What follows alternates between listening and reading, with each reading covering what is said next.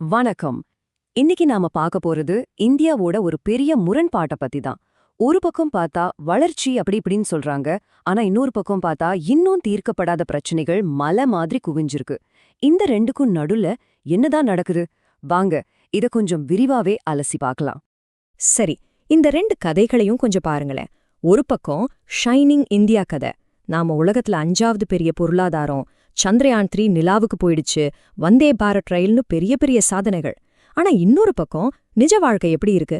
டே 0ன்னு சொல்ற அளவுக்கு தண்ணீர் பஞ்சம், படிச்சாலும் வேலை இல்ல, நாம எல்லாரும் டேட்டா ஸ்லேவ்ஸ் ஆயிட்டு இருக்கோன்னு ஒரு கவலை. இந்த ரெண்டுக்கும் நடுவுல இருக்கிற இந்த பெரிய இடைவெளியை தான் நாம இப்போ தோண்டி பார்க்க போறோம். அப்போ ஒரு முக்கியமான கேள்வி வருது இல்லையா? இவ்ளோ வளர்ச்சி, இவ்ளோ முன்னேற்றம்னு சொல்லும்போது ஏன் நிறைய பேருக்கு அது வெறும் வெற்று வார்த்தையா தெரியுது? அந்த வளர்ச்சி ஏன் அவங்க வாழ்க்கையில எந்த மாற்றத்தையும் கொண்டு வரல? இந்த கேள்விக்கு பதில் தேடுறதுதான் நம்மளோட நோக்கம். முதல்ல இந்த இந்தியா வளர்ந்துட்டு இருக்கன்ற கடைக்கு என்னென்ன ஆதாரங்கள் இருக்குன்னு பாப்போம். நிஜமாவே நடந்த சில பெரிய சாதனங்களை எடுத்துக்கலாம்.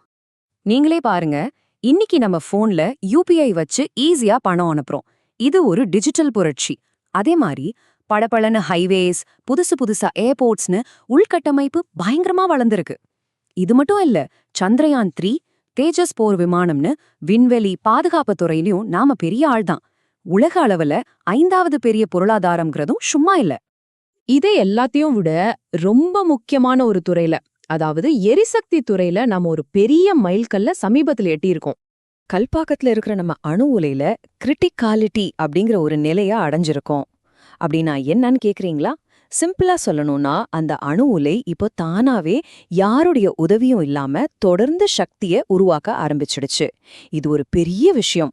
ஏன்னா இது மூலமா இந்தியா தன்னோட அணுசக்தி திட்டத்தோட 2வது கட்டத்துக்குள்ள நுழைஞ்சிருக்கு. அதாவது எரிசக்திக்கு நம்ம யாரையும் சார்ந்திருக்க தேவை இல்லைங்கிற இலக்க நோக்கி இது ஒரு மிகப்பெரிய பாய்ச்சல். சரி, இதுவரைக்கும் நாம பார்த்தது நாணயத்தோட ஒரு பக்கம்தான். இப்போ அடுத்த கட்டத்துக்கு போலாம். அந்த பழபழப்பான வளர்ச்சிக்கு கீழே என்னென்ன பிரச்சனைகள், என்னென்ன விரிசல்கள் இருக்குன்னு பாப்போம். இது ஒரு முற்றிலும் வேற ஒரு கதையை சொல்லப் போகுது. பொருளாதாரத்துல சில சிக்கல்கள் இருக்கு. முதல்ல வேலைவாய்ப்பில்லாத வளர்ச்சி. அதாவது கம்பெனிக்கு லாபம் வருது, டெக்னாலஜி வளருது, ஆனா அதுக்கேத்த மாதிரி வேலைவாய்ப்பு உருவாகல. 2வது ஸ்கில் கேப். நம்ம காலேஜ்ல படிக்கிற படிப்புக்கும் கம்பெனிக்கு தேவைப்படுற திறனுக்கும் சம்பந்தமே இல்லாம இருக்கு. 3வதா நாம பாக்குற இந்த பெரிய பெரிய திட்டங்கள் எல்லாமே கடன்ல தான் ஓடிட்டு இருக்கு. இது எதிர்காலத்துல நமக்கு பெரிய சுமையா மாறும். 697. இது வெறும் ஒரு நம்பர் கிடையாது. சிஏஜி ரிப்போர்ட் படி ஜம்மு காஷ்மீர்ல காணாம போன நீர்நிலைகளோட எண்ணிக்கை. ஆக்கிரமிப்பு, அலட்சியம்னு பல காரணங்களால இப்போ இதுங்க வெறும் ரெக்கார்ட்ல மட்டும்தான் இருக்கு. இது நிர்வாகம் எந்த அளவுக்கு தோல்வி அடைஞ்சிருக்குங்கிறதுக்கு ஒரு பெரிய உதாரணம். இது வெறும் அலட்சியம்னு மட்டும் சொல்லிட முடியாது. நேரடியான ஊழல் குற்றச்சாட்டுகளும் இருக்கு. உதாரணமா, முன்னாள் அமைச்சர் செந்தில் பாலாஜி மேல இருக்கிற டிரான்ஸ்ஃபார்மர் வாங்குனதுல நடந்த ஊழல் வழக்கு. இதுல கிட்டத்தட்ட 397 கோடி ரூபாய் அளவுக்கு முறைகேடு நடந்திருக்கிறதா சொல்லப்படுது. இந்த மாதிரி பிரச்சனைகள் எல்லாம் சேர்ந்து ஒரு பெரிய அரசியல் விவாதத்தை உருவாக்குது. அதாவது ஊழலை விட அதிகார குவிப்பு ரொம்ப ஆபத்தானதுன்னு ஒரு வாதம் முன்வைக்கப்படுது. மத்திய அரசாங்கம் எல்லா அதிகாரத்தையும் தங்களுக்கு கீழே கொண்டு வர்றது, தமிழ்நாடு, கேரளா, மேற்கு வங்கம் மாதிரி மாநிலங்களோட உரிமைகளை பறிக்கிறதா அவங்க பாக்குறாங்க. இந்த அரசியல் சண்டை எப்படி இருக்குன்னு பாருங்க. ஒரு பக்கம் மத்திய அமைச்சர் பியூஷ் கோயல் என்ன சொல்றாருன்னா, மாநில அரசாங்கங்கள்ல வாரிசு அரசியல் இருக்கு, அவங்க ஊழல் செய்றாங்க, அதனாலதான் வளர்ச்சி தடைப்படுதுன்னு குற்றம் சாட்டுறார். ஆனா மாநில கட்சிகள் என்ன சொல்றாங்க? சிபிஐ, அமலாக்கத்துறை மாதிரி மத்திய ஏஜென்சிகளை வச்சு எங்களை அரசியல் ரீதியா பழி வாங்குறாங்கன்னு பதில் சொல்றாங்க. 2 பக்கமும் ஒருத்தர் மேல ஒருத்தர் பழிய போட்டுக்கிறாங்க. அரசியலை தாண்டி சமூகம் சார்ந்த ஒரு பெரிய கவலையும் இருக்கு. நம்மளோட இந்த டிஜிட்டல் வாழ்க்கை நம்மள குடிமக்களா இருந்து வெறும் கண்டென்ட்டா மாத்திட்டு இருக்கோ? கொஞ்சம் யோசிச்சு பாருங்க. அரசியல் தலைவர்களையும் சரி, ஆன்மீக குழுக்களையும் சரி, நாம கடவுள் மாதிரி கொண்டாட ஆரம்பிச்சிட்டோம். இது ஒரு விதமான தனிநபர் வழிபாடு. நம்மளோட சொந்த வாழ்க்கை, ஏன் தாய்மை மாதிரி விஷயங்கள் கூட இப்போ சோஷியல் மீடியாக்கு கண்டென்ட் ஆகிச்சு. எல்லாத்தையும் வீடியோ எடுத்து போடுறோம். இதுக்கு நடுவுல கேள்வி கேட்காம அல்காரிதம் என்ன காட்டுதோ அது அப்படியே நம்புற ஒரு தலைமுறை உருவாயிட்டு இருக்கு. இவங்கள டேட்டா அடிமைகள்னு சொல்லலாம்.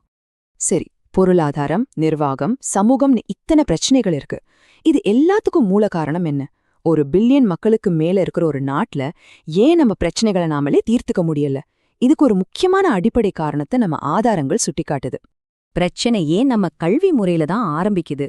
ஒரு மாணவனை கேள்வி கேட்காம எப்படி உருவாக்குறதுன்னு பாருங்க. முதல்ல பாடத்தை மனப்பாடம் பண்ணு. 2வது எதுக்கும் கேள்வி கேட்காத. 3வது மார்க்குக்காக மட்டும் ஓடு. கடைசியா என்ன நடக்கும்? படிப்பு முடிச்சு வெளிய வரும்போது இந்த திறமையும் இல்லாம ஒரு பட்டதாரியா நிப்பாங்க. இத ஒரு வரியில அழகா சொல்லிடலாம். நம்ம கல்வி முறை பதில் சொல்ற மெஷின்களை உருவாக்குறதே தவிர கேள்வி கேட்கிற மனுஷங்களை உருவாக்கல. ஒரு சமூகத்துல கேள்வி கேட்கிற திறனே இல்லனா முதல்ல பிரச்சனை எங்க இருக்குன்னே தெரியாது. அப்புறம் எப்படி அதை சரி செய்ய முடியும்? சரி, இப்போ 2035க்கு போலாம். ஆர்டிஃபிஷியல் இன்டெலிஜென்ஸ், அதாவது AI, நம்மளோட நிறைய வேலைகளை செய்ய ஆரம்பிச்சிடும்.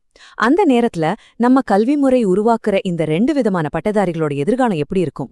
2035ல நாம ஒரு பெரிய பிளவை பார்க்க போறோம்.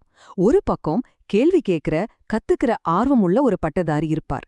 அவர் AI-ய ஒரு கருவியா வச்சு புது புது தீர்வுகளை உருவாக்குவார். சமுதாயத்துல ஒரு மாற்றத்துக்கான குரலா மாறுவார். இன்னொரு பக்கம் மனப்பாடம் மட்டுமே செஞ்ச பட்டதாரி. அவரோட வேலைய AI எடுத்துக்கும். மத்தவங்க சொல்றத அப்படியே நம்பி ஒரு மந்த கூட்டத்துல ஒருத்தரா போயிடுவார். இந்த 2ல நம்மளோட எதிர்காலம் எதுவா இருக்க போகுது? கடைசியா ஒரு முக்கியமான கேள்வியோட இதை முடிக்கலாம். கேள்விகளே இல்லாத ஒரு சமூகம், ஒரு அலை மாதிரி எந்த பக்கம் அடிக்குதோ அந்த பக்கம் போறதால என்ன பிரயோஜனம்? டெக்னாலஜி, வளர்ச்சி எல்லாமே இருக்கலாம். ஆனா அதை வச்சு என்ன செய்ய போறோம்னு கேள்வி கேட்கிற ஒரு சமூகம் இல்லைனா அந்த வளர்ச்சிக்கு என்ன அர்த்தம்?